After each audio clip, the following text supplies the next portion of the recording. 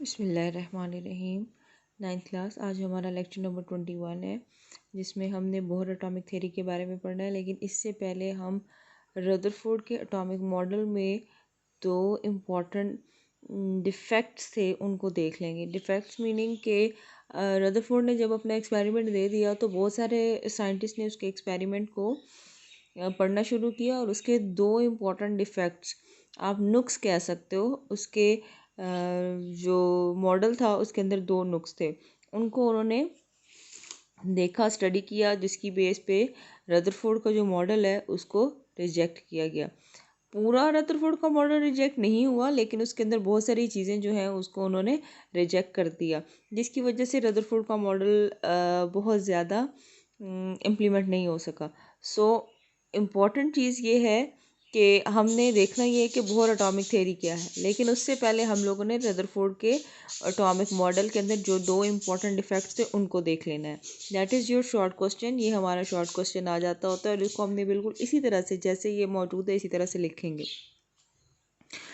पहला डिफेक्ट क्या है? According to classical theory of radiation, electron being the charged particle should release or emit energy continuously and they ultimately fall into the nucleus. वो कहते हैं कि हमारे पास classical theory है रेडिएशन की। रेडिएशन मतलब शुआओं की एक थेरी थी जिसका नाम था क्लासिकल थेरी।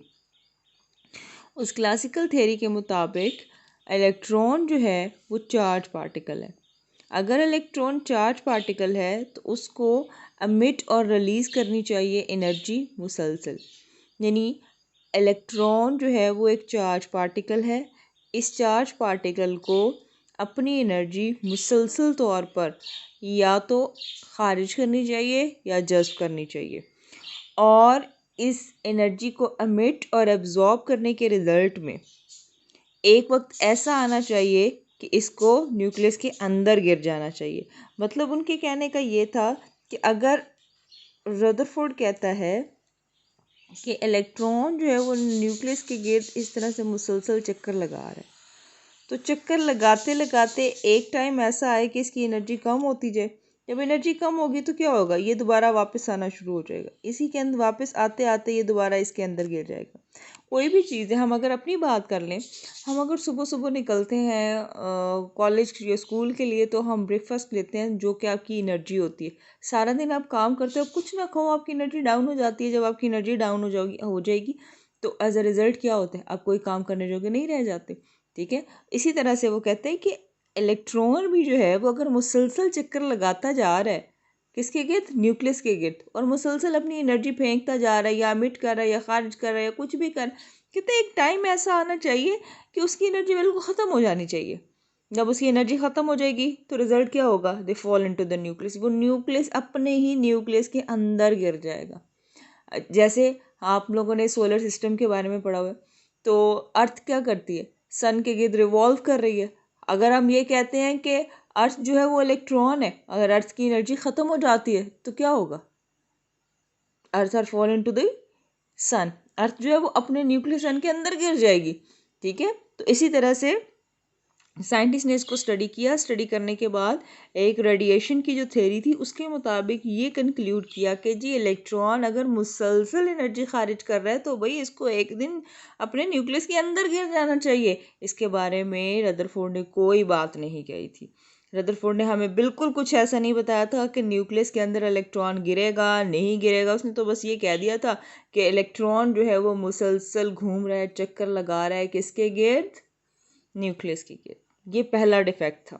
ठीक है, पहला डिफेक्ट ये था कि electron being a charge particle should release और emit energy continuously and ultimately fall into the nucleus, और आखिरकार उसको न्यूक्लियस के अंदर गिर जाना चाहिए। सेकेंड इसका डिफेक्ट क्या है? If the electron emit energy continuously, अगर इलेक्ट्रॉन जो है वो मुसलसल एनर्जी रिलीज़ कर रहा है, they should form continuous spectrum but in fact line spectrum was observe. वो कहते हैं कि अगर इलेक्ट्रॉन मुसलसल एनर्जी खारिज कर रहे हैं तो उसके रिज़ल्ट में बनने वाला जो स्पेक्ट्रम है वो कॉन्टीन्यूस होना चाहिए। स्पेक्ट्रम का मतलब होता है कलर्स की सूरत में रेडिएशन का निकलना। स्पेक्ट्रम बिल्कुल इसी तरह है जैसे रेनबो है। कहते हैं रेडिएशन क्या है, कलर्स की सूरत में निकलना। रेडिएशन जब कलर्स जब जब भी कहीं रेडिएशन एमिट होंगी तो वो कलर्स की सूरत में हमें नज़र आएंगी। कहते हैं ये मुसलसल खारिज कर रहा है, तो जो कलर्स निकलते हैं ना वो बिल्कुल मुसलसल होने चाहिए। किस तरह से कलर होने चाहिए, आपके पास पहले रेड है, ग्रीन, ब्लू, येलो, इस तरह से रेनबो की सूरत में कॉन्टीन्यूस आने चाहिए। लेकिन जब साइंटिस्ट ने रेडिएशन के निकलने को कलर्स के साथ कंपेयर करके देखा तो उन्होंने कहा कि ये जो कलर्स हैं, जो स्पेक्ट्रम आ रहा है वो कॉन्टीन्यूस नहीं आ रहा, वो डिसकॉन्टीन्यूस आ रहा है, लाइन आ रहा है। लाइन स्पेक्ट्रम का मतलब ये था कि एक कलर आता है, उसके बाद इतना गैप आ जाता है, फिर दूसरा कलर शो होता है, फिर गैप आता है, फिर दूसरा कलर शो होता है। कहते हैं ये चक्कर नहीं होना चाहिए था। अगर इलेक्ट्रॉन कॉन्टीन्यूसली एनर्जी रिलीज कर रहा है तो उसके रिजल्ट में उसके अंदर से निकलने वाली रेडिएशन से जो स्पेक्ट्रम बनता है, जो कलर्स अपीयर होते हैं, वो भी कॉन्टीन्यूस होने चाहिए। जस्ट लाइक रेनबो, रेनबो जो है वो कॉन्टीन्यूस स्पेक्ट्रम है। आपने देखा एक कलर दूसरे के साथ मर्ज हुआ होता है, हम पहचान नहीं सकते कि इस कलर को दूसरे कलर से हम कैसे अलग करें। अगर ग्रीन है तो उसके साथ ब्लू है तो वो बिल्कुल उसके साथ मिला हुआ होगा, आप उसको एक दूसरे से अलग नहीं कर पाते। लेकिन जब साइंटिस्ट ने इसके स्पेक्ट्रम को ऑब्जर्व करना शुरू कर दिया तो उन्होंने कहा नहीं जी ऐसा नहीं होता, ये तो डिसकॉन्टीन्यूस या फिर लाइन स्पेक्ट्रम शो करता है। लाइन स्पेक्ट्रम के अंदर एक कलर के बाद फिर गैप आता है, फिर दूसरा कलर, फिर गैप, फिर तीसरा कलर, फिर गैप, यानी कलर आता है, फिर ब्लैक कलर नज़र आ जाता था, फिर यानी गैप आना शुरू हो जाता था।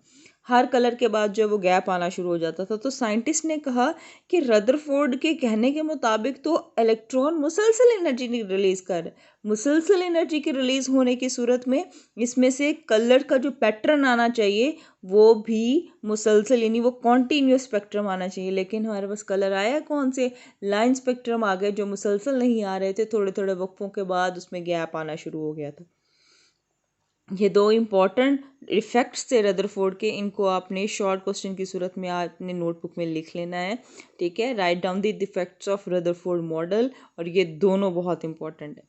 पहला ये था कि रेडिएशंस की जो थ्योरी थी वो ये कहती है कि इलेक्ट्रॉन अगर चार्ज पार्टिकल है तो मुसलसल एनर्जी एमिट या एब्जॉर्ब करने के रिजल्ट में उसकी एनर्जी ख़त्म हो जानी चाहिए, and it will should fall into the nucleus. और दूसरा डिफेक्ट ये था कि अगर ये मुसलसल एनर्जी इमिट कर रहा है तो उसकी रिजल्ट में जो स्पेक्ट्रम आना चाहिए वो कॉन्टीन्यूस स्पेक्ट्रम आना चाहिए। लेकिन स्पेक्ट्रम कौन सा आता है जी, उन्होंने जब स्पेक्ट्रम को ऑब्जर्व किया तो वो कहते थे कि ये तो लाइन स्पेक्ट्रम आ रहा है, ये कॉन्टीन्यूस स्पेक्ट्रम नहीं आ रहा। अब जब ये दो डिफेक्ट्स आ गए तो बहुत सारे साइंटिस्ट लग गए एटम के एक नए मॉडल की तरफ। तो उन्होंने कहा ये दो डिफेक्ट्स भी ना हो, इन दोनों को भी क्लियर करना है। तो उसके रिजल्ट में हमें नील बोहर जो हैं उन्होंने एक और थ्योरी दे दी। उन्होंने क्या किया था, रदरफोर्ड के डिफेक्ट्स को माइंड में रखते हुए एक मॉडल दिया। इनका पूरा नाम नील बोहर था और इन्होंने 1913 में ये मॉडल जो है वो दिया था, यानी ये थ्योरी दी थी। ये MCQ है। बोहर एटॉमिक थ्योरी जो है वो 1913 में दी गई थी, which is based on the defect of Rutherford atomic model. Rutherford के एटम में आने वाले जो डिफेक्ट्स थे उनकी बेसिस पे ये थ्योरी दी गई थी। ठीक है, ये थ्योरी क्या थी, आज हम सिर्फ इस चीज़ को देखेंगे। According to this theory, revolving electron in an atom does not absorb और एमिट कॉन्टीन्यूसली एनर्जी। वो कहता है कि इस एटॉमिक थ्योरी के मुताबिक, किस बोहर के एटम की थ्योरी के मुताबिक, इलेक्ट्रॉन जो है वो मुसलसल एनर्जी ना तो खारिज करता है ना ही एब्जॉर्ब करता है, यानी ना तो ये एनर्जी एमिट करेगा और ना ही एनर्जी एब्जॉर्ब करेगा। ठीक है, the energy of a revolving electron is quantized. Electron जो न्यूक्लियस के गिर्द घूम रहा है उसकी एनर्जी क्वांटाइज्ड है। क्वांटाइज्ड का मतलब होता है फिक्स। फिक्स का मतलब होगा ख़ास एनर्जी होती है। ऐसा नहीं है कि अपनी मर्ज़ी से जितनी एनर्जी चाहे वो एमिट करता जाए, जितनी एनर्जी चाहे जो वो रिलीज़ करता जाए। अच्छा, यहाँ एनर्जी रिलीज़ या एमिट होने का मतलब ये कि जैसे जैसे इलेक्ट्रॉन घूमता जाएगा उसकी एनर्जी रेडिएशन की सूरत में निकलती है या वो एनर्जी रेडिएशन की सूरत में एब्जॉर्ब करता है। तो कहते हैं वो जो एनर्जी रिलीज़ या एब्जॉर्ब करता है वो मुसलसल नहीं होती, बल्कि ये फिक्स एनर्जी होती है। As it revolve only in orbit, जब वो अपने ऑर्बिट के अंदर रहता है। ऑर्बिट कहते हैं मदार को, किसी भी रास्ते को, of a fixed energy level by वो, यानी नील बोहर के मुताबिक इलेक्ट्रॉन जब अपने एक ख़ास ऑर्बिट के अंदर घूमता है, एक ख़ास एनर्जी लेवल में घूमता है, तो उस वक्त उसकी एनर्जी क्वांटाइज्ड होती है, फिक्स होती है। वो ना तो मुसलसल एनर्जी एमिट करता है और ना ही मुसलसल एनर्जी रिलीज़ करता है। यानी पूरा मुद्दा, मेन पॉइंट नील बोहर की थ्योरी का ये था कि रदरफोर्ड ने जो बात की थी वो गलत है। इलेक्ट्रॉन कभी भी मुसलसल एनर्जी एब्जॉर्ब या एमिट नहीं करता। ये अगर अपने ऑर्बिट के अंदर घूम रहा है तो इसकी एनर्जी फिक्स रहती है अपने ऑर्बिट के अंदर। ये देखें, यहाँ आपको मैंने एक डायग्राम क्लियर की है। रदरफोर्ड की डायग्राम के मुताबिक इलेक्ट्रॉन जो है वो मुसलसल घूम रहा है, लेकिन बोहर की डायग्राम के मुताबिक दरमियान में न्यूक्लियस, उसके बाहर एक ऑर्बिट, फिर ऑर्बिट, फिर ऑर्बिट, फिर ऑर्बिट। इन ऑर्बिट्स को उसने नाम दे दिए थे के, एल, एम और एन। इनसे आप लोग फेमिलियर हो, या आप लोगों ने 8th में भी पढ़े हैं। इन ऑर्बिट्स को शेल नंबर भी कहा जाता है, जिनका नाम है 1, 2, 3, 4 नंबर दे दिए इसको, और नेम हमने दे दिया के, एल, एम एंड एन। अगर इलेक्ट्रॉन, फर्ज करें यहाँ एक इलेक्ट्रॉन पड़ा हुआ है और वो घूमता जा रहा है, अपनी ही ऑर्बिट में पड़ा है, तो उसको एनर्जी ना तो लेने की ज़रूरत है ना ही देने की ज़रूरत है, उसकी एनर्जी फिक्स है। अगर एक इलेक्ट्रॉन शेल नंबर 4 में पड़ा हुआ है तो भी इसकी एनर्जी क्वांटाइज्ड है, फिक्स्ड है, ना तो इसको एनर्जी लेने की ज़रूरत है और ना ही इसको एनर्जी देने की ज़रूरत है। यही बात तो बोहर ने की कि अगर इलेक्ट्रॉन अपने ही ऑर्बिट के अंदर घूम रहा है तो उसको एनर्जी ना तो लेने की ज़रूरत है और ना ही देने की ज़रूरत है। ठीक है, यहाँ उसने कुछ वर्ड या टर्म्स यूज़ की थी। Quantized mean fixed energy, orbit मतलब क्या है, circular path,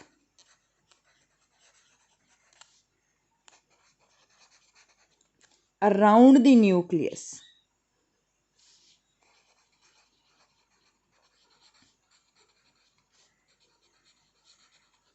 in which electron revolve। ठीक है जी,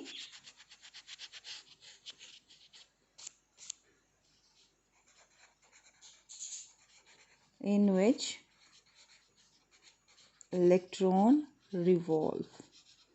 ऐसा सर्कल वाला रास्ता, circular path around the nucleus in which electron revolve is called orbit.